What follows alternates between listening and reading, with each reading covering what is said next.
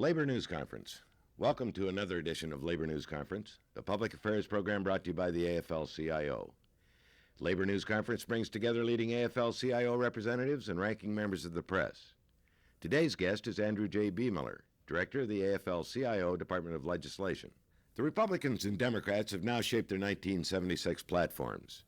Here to question Mr. Biemiller about the proposals upon which the two major political parties will campaign this year for the presidency and the Congress, how effectively, in our view, those platforms meet the need for new and effective economic, foreign, and domestic policies, are Sarah Fritz, labor correspondent for United Press International, and Tom Joyce, labor and economic correspondent for Newsweek magazine. I'm Charlie Hughes. Now, Mr. Joyce, I believe you have the first question. Mr. Biemiller, in terms of legislation that will help people, how do the different platforms compare? There's no question from our point of view that the Democratic platform is infinitely superior. I'll just give you a couple of examples. On the question of full employment, the platform definitely comes out for the Humphrey-Hawkins bill, which we have endorsed. The Republicans blast the Humphrey-Hawkins bill and, in effect, have no program for really generating any jobs. In the field of health insurance, the Democrats come out flatly for national health insurance. The Republicans say they want no part of national health insurance. On specific items of interest to the labor movement, the Democrats come out flatly for the repeal of 14B, which makes right-to-work laws possible in the several states. The Republicans defend Section 14B. The Democrats come out flatly for legislation to permit situs picketing on the part of the building trades unions. The Republicans take a firm position against it. Now, those are very clear-cut contradictions, and they are some of the reasons why we are supporting the Democratic ticket. If Mr. Carter is elected and does, as he has promised, propose national health insurance, what are the chances of this bill getting through Congress?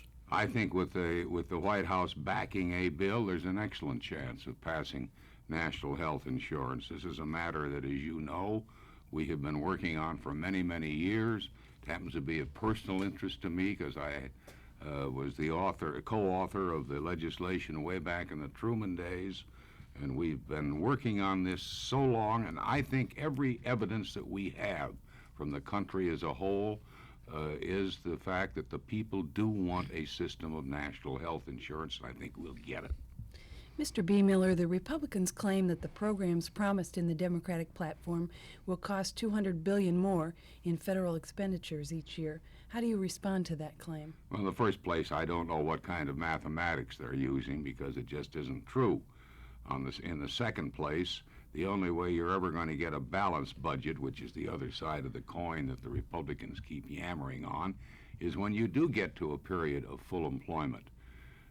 I'm sure you're aware that there have only been two years since 1946 when there was a surplus in the budget. Those were the years of the lowest figures on unemployment that we've had since the end of World War II.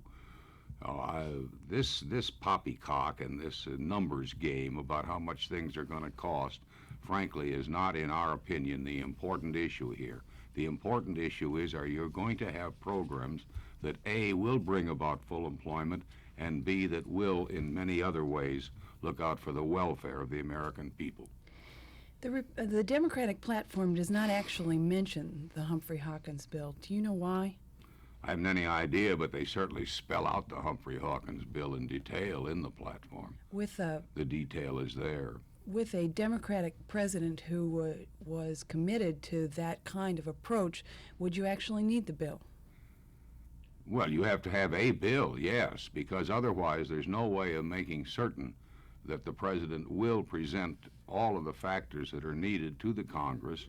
And secondly, we want to be certain that the Federal Reserve Board is brought into the act and made responsible to the Congress. There isn't any question that theoretically the Federal Reserve Board is responsible to the Congress, but we want the Congress to start exercising its authority over the Fed.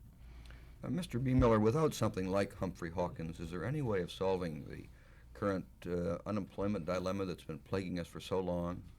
I would doubt it. I think you have to do some conscious planning, and that is part of Humphrey Hawkins, as you know, on programs to do away with unemployment and, as I said a moment ago, to integrate the various parts of government into one comprehensive attack. And that's the reason that we have long been supporting that legislation. Actually, all Humphrey Hawkins really does is picks up where the Employment Act of 46 stopped. I was a member of Congress at the time of the Employment Act, and we envisioned the sort of thing you're just talking about, that a president would come up with a program. And Harry Truman did. But since then, nobody has come up with an integrated program to combat unemployment. And that's why we think that type of legislation is needed. The Republicans seem to continue the theme that the best tax reform is the reform that will continue to give breaks to the wealthy. Can we get any equity until we do have different kind of reforms? No, there's no way to get equity until we get a comprehensive reform act backed by the White House. You see, I think that's the key to an awful lot of things here. That you can do many, many things when you've got the executive under the control of a person who really wants to live up to the kind of things that are in the Democratic platform. Whether we like it or not, in our system of government, leadership has to come from the White House. God knows we've been through an awful 7.5 years, and I don't want to go through again. And I am hopeful that we will have a completely new ball game starting in 1977, and that then we will have the White House pushing for intelligent programs. Now, in the field of taxation, if the president takes the lead, the Ways and Means Committee and the Finance Committee have got to listen. Part of our dilemma today in the tax bill that's still kicking around the Congress is that you never got a real lead out of the White House that could be followed by anybody. And hence, everybody has had their own pet ideas, and the bill, particularly as it came from the Senate, was full of such ideas, and there is no integration, and this is what we need. It isn't only in the field of civil rights we need integration, we need it in many other places, too. Mr. B. Miller, many of the people you represent are Roman Catholics. Have they expressed any reaction to the pro-abortion plank in the Democratic platform? We've had no reaction whatsoever from our membership on that issue. That issue has never been discussed at a convention of the AFL-CIO or a meeting of the Executive Council, and I think it's an issue that most of our people feel has no place in the labor movement. Mr. B. Miller, do you have any serious quarrel with the Republican foreign policy platform? That is probably the best part of their platform, but I still don't think they're as clear-cut as they might have been. You will remember that that platform was put together in a rather curious way, that the Reagan people wrote the introduction to it, and the Ford people wrote the rest of the plank. And I'm not sure that the introduction to their foreign policy plank and the rest of their plank jibed very well. After paying lip service to Mr. Solzhenitsyn and his fight for freedom, then all of a sudden they're off on tangents again, in our opinion. But it is a better part of their platform than maybe some of the rest of it is. Mr. B. Miller, as a lobbyist and a former congressman, what do you think of the congressional reforms proposed in the Republican platform, such things as an end to automatic salary increases, full disclosure of personal finances, payroll publication, and improved lobby disclosure? Well, we've been really for almost all of these things right along. We've been in this current session of the Congress, for example, trying to get a good lobby bill through, which would result in more disclosure, particularly in terms of business lobbyists who have been hiding their disclosures for years and years. And as far as the internal problems of the Congress is concerned, we think progress has been made, and we think more will be made. But this is a matter that the Congress is going to settle for itself, I'm sure. I expect there to be some more reforms when the Congress opens. They're being debated widely now on both sides of the aisle in the Congress. And I wouldn't be surprised if there's some more changes made. You mentioned earlier repeal of 14B, the fact that that is in the Democratic platform, not in the Republican platform. How seriously are you going to seek next year the repeal of 14B? Assuming that the Congress is about the way it is now in numbers, and I think that's about what will happen, we will very seriously take a run on the repeal of 14B. There was no point taking a run during the current Congress because we knew that even if we passed it, Mr. Ford would veto it. Mr. Carter now says he'll sign a repeal of 14B.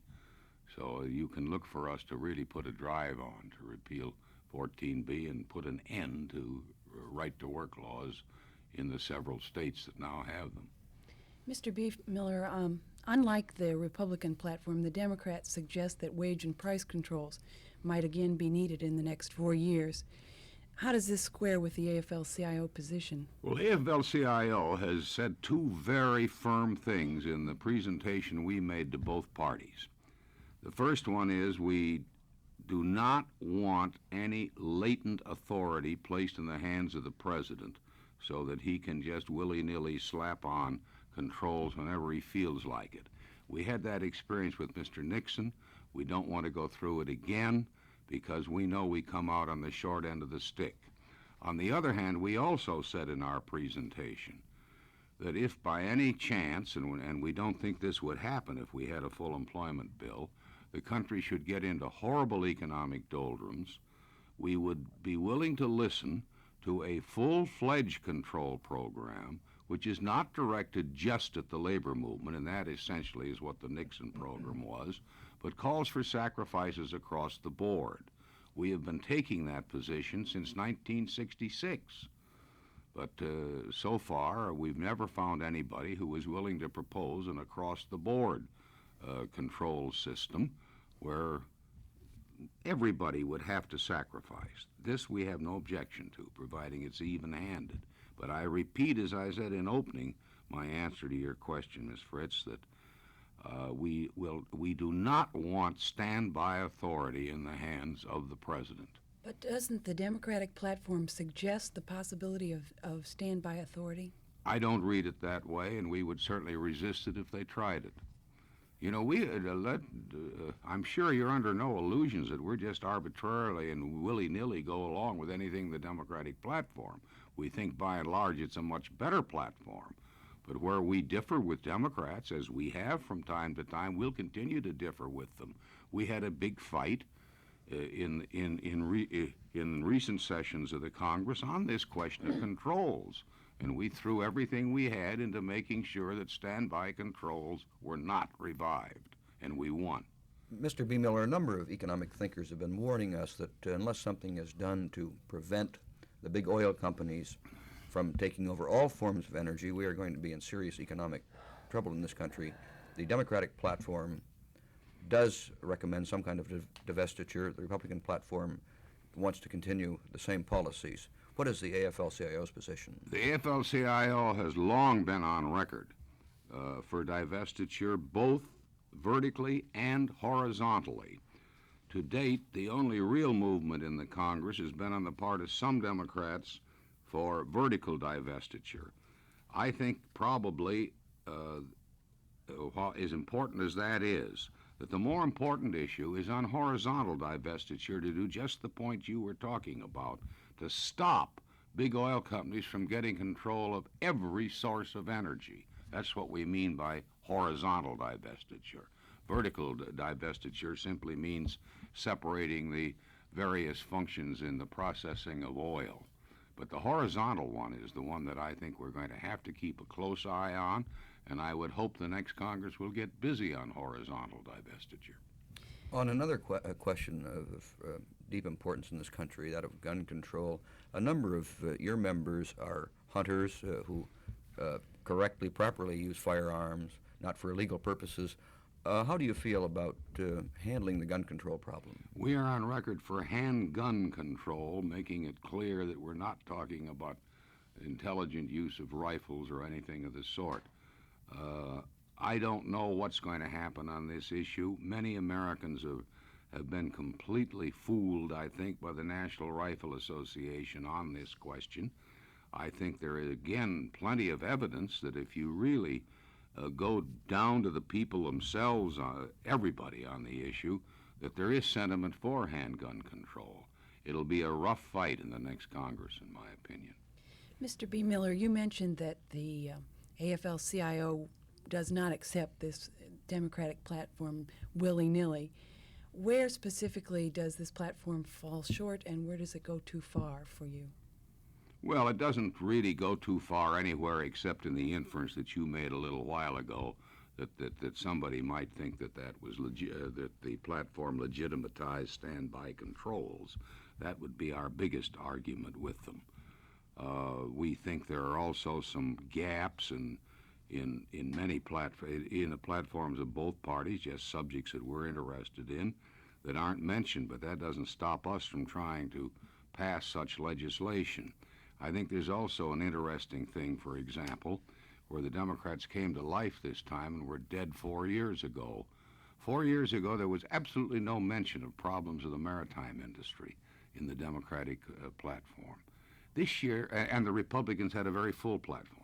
This year, for some strange reason or other, the situation is just reversed. The Democrats have a rather full platform, and all the Republicans say is they're for freedom of the seas, which is like being for motherhood, obviously. Platforms traditionally are quickly forgotten after Election Day. Do you have any confidence that Mr. Carter will be more inclined to keep his platform promises than other candidates? I think that Mr. Carter means what he says, that he certainly wants a tax reform program, that he wants national health insurance, that he wants many other things, including a full employment bill. And I'm inclined to say yes. I think that the White House will come up with a rather full-fledged program. I'm hopeful. And I'm hopeful, as I said a little while ago, that we're going to have a good session. Mr. B. Miller, the Republicans claim that George Meany might be making farm policy in a Republican or in a Democratic administration. The implication in that is that Mr. Meany's involvement in the grain embargo may have cost the Democrats some farm votes. How do you respond to that? Well, I think if you look carefully at the Democratic platform, you'll see that they agree with us that there has to be some controls over sales of farm produce abroad, so that we don't fan the flames of inflation, as we did under the big grain robbery of a few years ago. But that is hardly to say that Mr. Meany would have control over foreign policy. We have some very definite views in the field of foreign policy. We would hope that any new administration will break away from the super détente of Mr. Kissinger, which we have always opposed, and which we read into both platforms, that there is not any great love for Mr. Kissinger's constant giving in to the Russians on anything that comes along. And in that respect, we will hammer at any new administration, whether it be Mr. Carter or Mr. Ford, that we do not want any lovey-dovey situation with the Russians.